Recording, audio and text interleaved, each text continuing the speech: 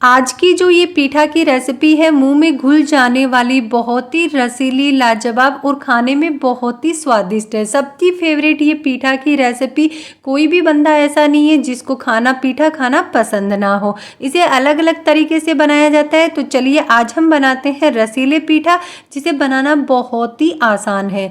तो ये रेसिपी बनाने के लिए सबसे पहले हमने गैस पे रखा है पैन, और पैन में 1 चम्मच घी डाल दिया है। घी जब अच्छे से मेल्ट हो जाए तो इसमें हमने लिया है 1 कप ग्रेट किया हुआ नारियल।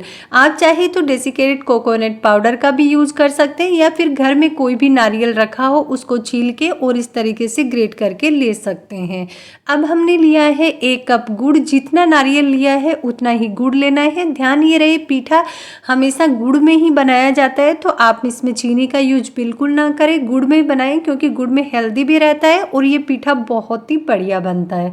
अब इन तीनों चीज़ों को अच्छे से मिक्स करते हुए हमें तब तक पकाना है जब तक गुड़ अच्छे से मेल्ट ना हो जाए और जो गुड़ का पानी है वो नारियल अच्छे से सोख ना कर ले। ये जब बिल्कुल इस तरीके से ड्राई हो जाए तब तक नारियल और गुड़ को हमें पकाना है। घी ज़्यादा ऐड नहीं करना है, क्योंकि नारियल में भी ऑयल होता है, तो घी का यूज आप कम ही करें। तो देखिए, कुल मिलाकर मैंने 2.5 मिनट के लिए इसे पकाया है। नारियल भी अच्छे से पक गया है और गुड़ का सारा पानी भी सोख लिया है। अब गैस को हमने बंद कर दिया है और इसको हमें ठंडा होने के लिए रख देना है। तब तक हम करते हैं दूसरी तैयारी। बस ज़्यादा जलाना नहीं है, इसी तरीके से आपको पकाना है।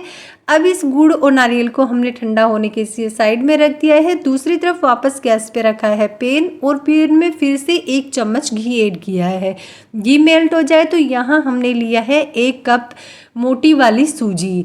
यहाँ सूजी आपको मोटी वाली सूजी का ही यूज करना है, बारीक वाली सूजी का यूज नहीं करना है। या फिर आपके पास सूजी नहीं है तो आप चावल के आटे से भी पीठा बना सकते हैं, लेकिन चावल के आटे से ये सूजी के पीठा होते हैं जो हेल्दी भी होते हैं और खाने में बहुत ही बढ़िया होता है। तो एक बार आप इस तरीके से सूजी से ये पीठा बना के देखिए, घर में सबको बहुत ही पसंद आएगा।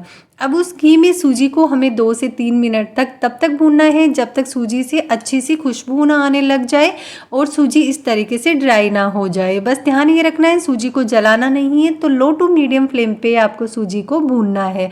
जब सूजी अच्छे से भून जाए तो इसमें हमने डाल दिया है 2 कप के करीब पानी। 1 कप पहले डाल दिया है और इसे मिक्स कर देना हुआ है। 1 कप पानी मैंने फिर से ऐड कर दिया है। जितनी हमने सूजी ली है उससे आपको डबल पानी लेना है, उसमें सूजी अच्छे से पक जाती है। और तब तक पकाना है जब तक सूजी सारे पानी को सोख ना ले और बिल्कुल डो के फॉर्म में ना आ जाए।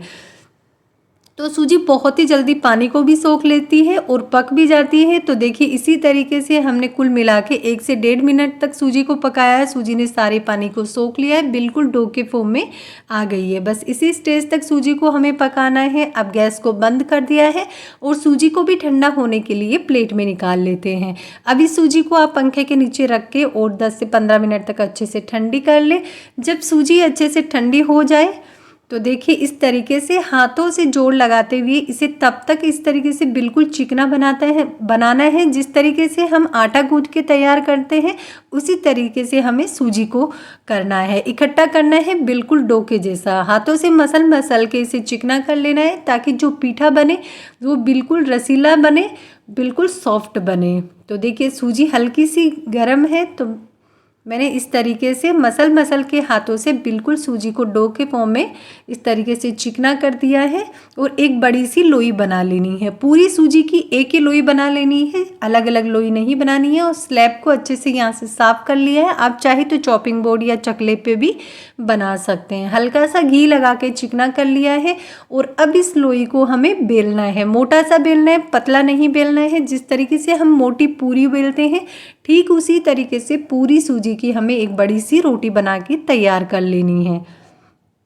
पीठा कई तरीके से बनाया जाता है। ये पीठा बंगाल साइड में बनाया जाता है, लेकिन आज मैं आपको थोड़ा सा अलग तरीके से बहुत ही रसीले पीठा बना के बताऊंगी, जो आपके घर में अगर आपने बना के खिला दिए तो सबको बहुत ही पसंद आएगा। तो देखिए, इसी तरीके से मैंने सूजी की मोटी सी रोटी बना ली है। अब जो हमने गुड़ और नारियल की स्टफिंग तैयार की थी वो थोड़ी सी इसमें 1 चम्मच के करीब भरनी है और रोटी को फोल्ड कर देना है। साइड से इस तरीके से चिपका के किसी भी कटोरी या ढक्कन से इस तरीके से आधा कट कर लेना है, पूरी कटोरी में गोल कट नहीं करना है, फोल्ड किया हुआ आधा इस तरीके से कट कर लेना है।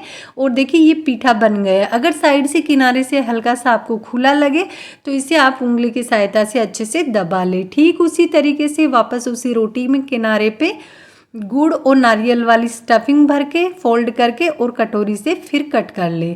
तो देखिए इसी तरीके से हमने सारे पीठा बना के तैयार कर लेने हैं। इसे आपको कोई अलग से शेप देने की ज़रूरत नहीं है, अपने आप कटोरी से ये बहुत ही बढ़िया शेप हो जाता है। और इसी तरीके से हमने सारे पीठा बना के तैयार कर लिया है।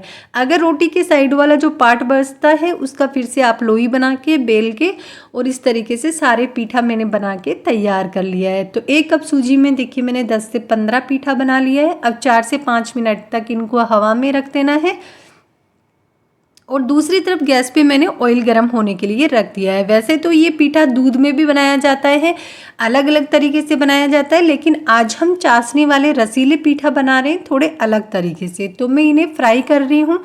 तो आप जब भी सूजी की कोई भी चीज़ या रेसिपी बनाएं उसे फ्राई करें तो ध्यान ये रखें ऑयल आपको अच्छे से गर्म करना है। अगर आप ऑयल अच्छे से गर्म नहीं करेंगे तो सूजी बिखरने लग जाती है। तो ऑयल को मैंने अच्छे से गर्म कर लिया है। अब गैस की फ्लेम मीडियम करके उसके बाद में पीठा जितना आसान एक ऑयल में अच्छे से फ्राई हो उतने पीठा मैंने एक साथ डाल दिया है और धीरे धीरे इन्हें मीडियम फ्लेम पे अच्छे से फ्राई कर लेना है। ज़्यादा कलर डार्क नहीं करना है। जब लगे कि ये पीठा अच्छे से फ्राई हो गया है तब तक ही उन्हें दोनों साइड से उलट पलट के फ्राई कर लेना है। तो देखिए इसी तरीके से मैंने एक साइड से फ्राई करके दूसरी साइड से भी पलट दिया है। हल्का सा इसका गोल्डन सा कलर हो गया है। अब इन्हें हम निकाल लेते हैं क्योंकि ये पीठा अच्छे से फ्राई हो गया है। स्टफिंग देखिए बिल्कुल भी बाहर नहीं आई है क्योंकि ये कटोरी से जब हम दबाते हैं तो ये अच्छे से पैक हो जाते हैं। तो देखिए इसी तरीके से हमने पीठा फ्राई कर लिया है। जो बचे हुए हैं उनको भी इसी तरीके से फ्राई कर लेने हैं। आप चाहे तो घी में भी फ्राई कर सकते हैं, वो आपकी अपनी मर्जी है। तो इसी तरीके से मैंने सारे पीठा फ्राई करके प्लेट में निकाल लिए है। अब हम बनाते हैं फटाफट इसकी चाशनी, क्योंकि रसीले पीठा बना रहे हैं। आप चाहे तो दूध में भी इन्हें बना सकते हैं या अगर आप फ्राई करके नहीं बनाना चाहते तो स्टीम करके भी इन्हें बना सकते हैं, वो भी अलग से मैं वीडियो अपलोड करूँगी। तो देखिए अब चाशनी बनाने के लिए हमने 1 कटोरी चीनी 1 कटोरी पानी ली है और 3 मिनट के लिए इस चाशनी को मैंने उबाला है लो टू मीडियम फ्लेम पे। हाई फ्लेम पे आप चाशनी को उबाल रहे हैं तो सिर्फ 1 मिनट के मैंने लो टू मीडियम फ्लेम पे 3 मिनट तक उबाला है। यहाँ आपको चाशनी 1 तार या 2 तार की नहीं बनानी है। जब चीनी हल्की सी चिपचिपी लगे वो चाशनी पीठा के लिए परफेक्ट है। अब इसमें डाल दिए हमने सारे पीठा। एक साइड से जब अच्छे से चाशनी को पी ले तो दूसरी साइड से भी पलट देना है और आधे घंटे के लिए पीठा को चाशनी में छोड़ देना है ताकि ये बिल्कुल जूसी और रसीले बने।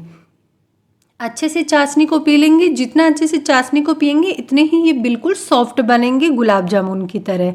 तो हमने आधे घंटे के लिए छोड़ दिया है। आधे घंटे बाद देखिए तैयार है हमारे ये सूजी के बहुत ही सॉफ्ट मुलायम रसीले बिल्कुल गुलाब जामुन की तरह पीठा, जो खाने में बहुत ही बढ़िया लगता है। पीठा तो वैसे अलग अलग तरीके से स्टीम करके दूध पीठा या अलग तरीके से बनाया जाता है, लेकिन आज मैंने थोड़े अलग तरीके से बनाया है। आगे मैं आपको तोड़ के भी दिखाती हूँ ये कितने रसीले बने हैं। तो ये पीठा की रेसिपी आपको कैसी लगी कमेंट करके ज़रूर बताना। और अगर रेसिपी ज़रा सी भी अच्छी लगी हो, मेहनत अच्छी लगी हो तो वीडियो को लाइक और चैनल को सब्सक्राइब करना ना भूलें। देखिए मैं तोड़ के दिखाती हूँ कितने रसीले, और जो स्टफिंग है वो तो बहुत ही लाजवाब बनती है क्योंकि गुड़ और नारियल से बनाई है।